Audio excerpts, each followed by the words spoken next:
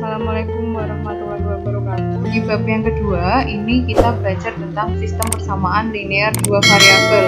Sebetulnya, apa yang kalian pelajari ini sudah pernah kalian pelajari pada level SMP. Jadi, kita hanya sifatnya mengulang saja apa yang sudah kalian dapat ketika SMP. Saya kira sudah sebagian besar kalian juga sudah paham tentang sistem persamaan linear dua variabel. Oke. Ini kompetensi dasar yang harus kalian pelajari, yaitu yang 3.3 itu adalah kompetensi pengetahuan, di mana kalian harus untuk menentukan nilai variabel pada sistem persamaan linear dua variabel dalam masalah kontekstual. Kemudian menyelesaikan penyelesaian masalah bilangan berpangkat, bentuk akar. Ini yang ini. Kemudian yang kedua, menyelesaikan masalah sistem persamaan linear dua variabel. Nah, konsepnya adalah sistem persamaan linear dua variabel ini bisa diselesaikan dengan 3 metode, yaitu metode eliminasi, kemudian metode substitusi, dan metode gabungan. Gabungan itu antara eliminasi dan substitusi. Nah, apa sih itu SPLDV dan bagaimana aplikasinya dalam kehidupan sehari-hari? Nah, kalau aplikasi dalam kehidupan sehari-hari, tipe soal yang sering keluar atau yang membantu kehidupan sehari-hari yang membantu tentang SPLDV itu adalah bentuk ketika kita berbelanja ke pasar atau berbelanja ke suatu toko, itu kita membeli dengan jumlah barang tertentu secara global, itu kita bisa mengetahui harganya satuannya jika bisa menggunakan SPLDV ini. Kita bisa menggunakan SPLDV ini untuk menghitung jumlah barang per itemnya. Nah, bentuk umum SPLDV itu sendiri ada ini, di mana A1X ditambah B1Y sama dengan C1, kemudian ada A2X ditambah B2Y sama dengan C, di mana A1 ini namanya koefisien, kemudian B1 ini koefisien dari Y, jadi A ini koefisien dari X, dan B adalah koefisien dari Y. C ini dinamakan konstanta, jadi angka, nanti ini C ini dalam bentuk angka. Jadi angka yang berdiri sendiri tanpa variabel itu dinamakan dengan konstanta. Nah, kemudian ini persamaan 1 dan persamaan 2 merupakan suatu sistem persamaan linear karena keduanya saling berkaitan. Nah, untuk mencari persamaan linear SPLDV, sistem persamaan linear itu dengan cara mengganti nilai variabelnya. Jadi nanti variabelnya itu diubah menjadi bentuk angka. Jadi misalnya nilai X sama dengan berapa, Y sama dengan berapa. Seperti itu. Ada 3 cara yang digunakan, itu metode eliminasi, substitusi, dan gabungan. Nah, gabungan tadi adalah dari eliminasi dan substitusi yang dikerjakan semuanya secara bersama-sama. Nah, untuk kali ini yang kita pelajari adalah terfokus pada metode eliminasi dan substitusi. Kalian bisa baca ulang tentang metode eliminasi dan metode substitusi pada buku kalian SMP atau pada sumber-sumber yang lain. Untuk Bu Nastiti ini memaparkan tentang metode gabungan, di mana kalau kita belajar metode gabungan itu otomatis kita bisa belajar mengenai eliminasi atau mengenai substitusi. Nah, di sini dari ketiga materi ini pada materi ini akan dibahas gabungan. Ada 4 contoh soal yang akan saya bahas di sini. Yang pertama, X plus 3Y sama dengan 5, kemudian X plus Y sama dengan 13. Nah, X plus 3Y sama dengan 5 ini sebagai persamaan 1, kemudian X plus Y sama dengan 13 ini sebagai persamaan 2.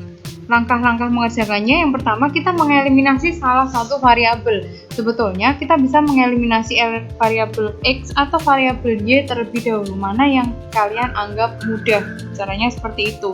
Jadi konsep eliminasi, kalau kalian dulu sering sekali menonton seperti kompetisi masak atau kompetisi nyanyi atau kompetisi segala yang ada di TV, itu kan sering sekali host menyatakan yang tereliminasi adalah seperti itu. Artinya itu kita menghilangkan. Eliminasi itu artinya hilang. Nah, kalau kita mengeliminasi variabel X, itu artinya kita menghilangkan variabel X tersebut. Jadi variabel X ini dihilangkan.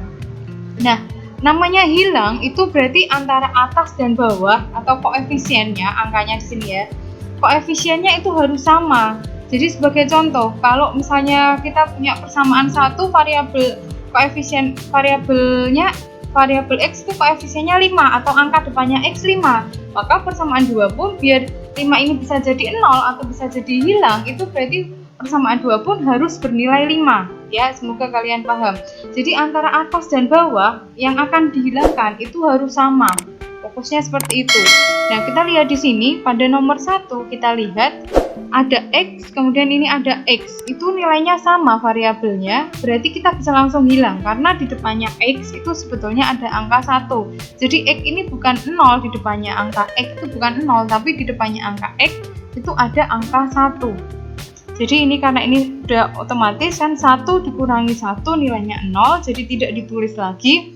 Kemudian ini 3Y dikurangi 2Y itu nilainya sama dengan 2Y. Kemudian ini 5 dikurangi 13 itu nilainya adalah negatif 8. Maka Y sama dengan negatif 8 dibagi 2. Y sama dengan negatif 4. Y sama dengan negatif 4.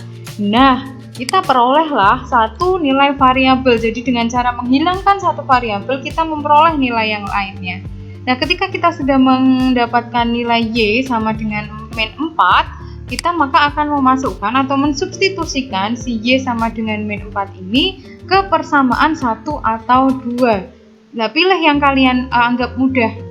Pilih yang kalian anggap mudah. Nah, kalau saya di sini memilih ke substitusi ke persamaan 2, Bu. Boleh nggak saya substitusi ke persamaan 1? Silahkan. Jadi kita punya persamaan 2, X plus Y sama dengan 13. Setelah itu, nilai Y ini kita gantikan dengan min 4. Berarti X plus negatif 4 sama dengan 13. Nah, si negatif 4 ini kita pindahkan ke belakang. Karena berpindah ruas, maka tandanya berbeda.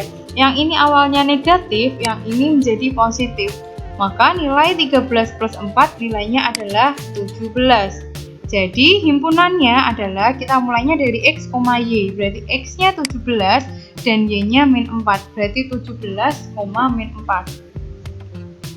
Kita turun lagi ke persamaan yang kedua.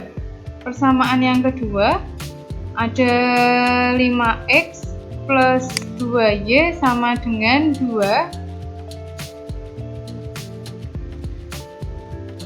Dan yang kedua 3X plus Y sama dengan 2. Oke, langkahnya sama. Yang awal kita eliminasi si variabel X ini. Variabel X ini kita eliminasi. Nah, berbeda dengan yang tadi, kalau di depan itu nilai X dan X sudah sama.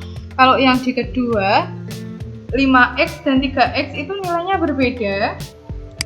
Ya, 5X dan 3X itu nilainya berbeda, maka harus disamakan dulu.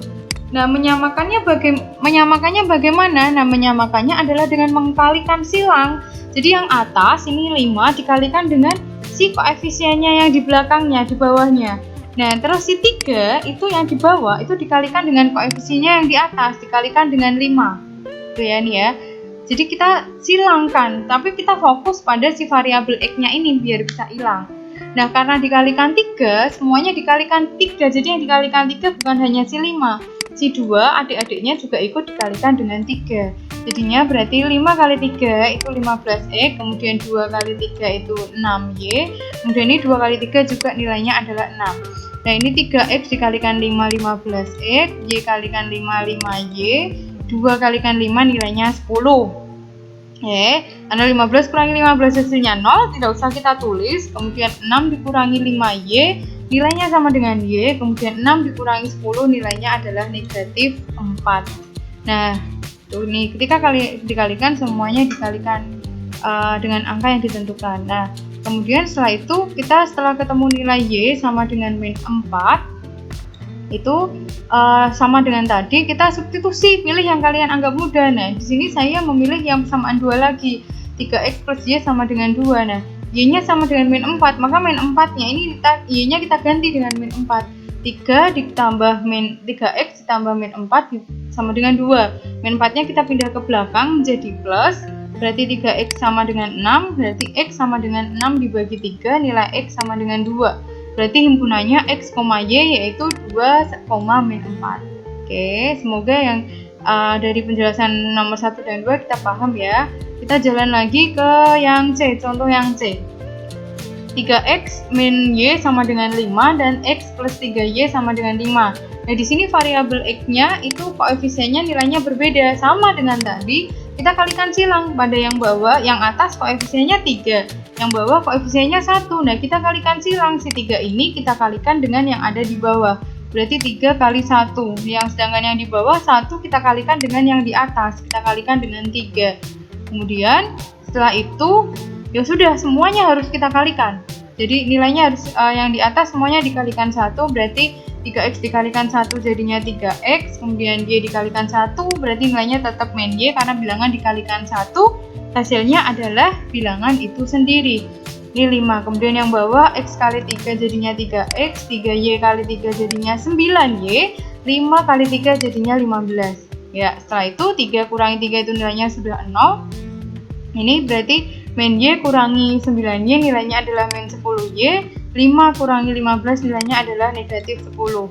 Nah, min 10y sama dengan min 10. Berarti y sama dengan min 10 dibagi min 10, nilainya adalah 1. Y sama dengan 1. Nah, setelah itu kita substitusi nilai Y sama dengan 1 ke persamaan yang dianggap mudah. Nah, ini saya memilih yang atas, 3x min Y sama dengan 5. Kalau saya tidak bisa negatif, saya pakai yang kedua boleh nggak? Silahkan. Pakai yang kedua juga tidak apa-apa. 3x min Y sama dengan 5. Terus nilai Y-nya kita gantikan dengan 1. Berarti 3x min 1 sama dengan 5. 3x sama dengan 5 plus 1, 3x sama dengan 6, maka x-nya 6 bagi 3, x-nya nilainya adalah 2. Berarti HP-nya adalah 2,1. Itu ya, dari penjelasan tadi yang A sampai C semoga paham. Belum paham kita review lagi yang ke D. 3x min 2y sama dengan 11, kemudian 4x min 3y sama dengan 2. Sama juga yang atas, berarti 3 kita kalikan dengan yang koefisien ini kita kalikan dengan yang di bawah. 3 kali 4, 4 kita kalikan dengan 3. 3 kali 4 nilainya adalah 12x, 2 kali 4 nilainya min 8y, 11 kali 4 nilainya adalah 44. Dan ini 4 kali 3 nilainya 12x, 3 kali 3 nilainya 9, 2 kali 3 nilainya 6. Nah, ini sudah dikurangi, kita kurangi. Nanti di sini min 8 dikurangi min 9. Dan min itu menjadi plus. Min 8y plus 9y, negatif 8y ditambah 9y, itu nilainya adalah y. Jadi negatif 8 ditambah 9. Kemudian 44 kurangi 6 nilainya adalah 38. Nah, dari ini kita milih salah satu. Saya memilih yang 4x min 3y sama dengan 2. Berarti 4x dikurangi 3 kali 38 nilainya 114. 114 kita pindahkan ke belakang jadi plus, berarti nilainya jadi 116. 4x sama dengan, ini harusnya sudah x ya, 4x sama dengan 116 dibagi 4, berarti x sama dengan 29. Berarti kesimpulannya HP-nya adalah 29,38. Oke, itu tadi adalah penjelasan mengenai SPLDV. Semoga kalian memahami. Jadi, apa yang saya terangkan ini itu tidak jauh beda dengan apa yang diterangkan guru kalian di SMP. Jika ada pertanyaan atau kesulitan, jangan sungkan untuk tanya ke Bu Nastiti. Oke ya. Sekian dari saya. Wassalamualaikum warahmatullahi wabarakatuh.